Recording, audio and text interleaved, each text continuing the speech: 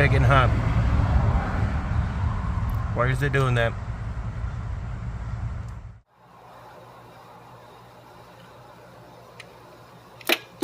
Oh shit. God damn it. There it is. Key on. Ignition. Switch.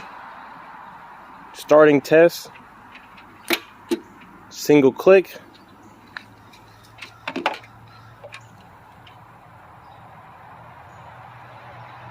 This is a simple test light for 12 volt. That lights up. The block should be grounded.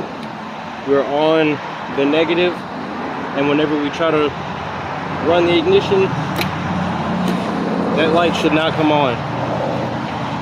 We've got a bad block ground.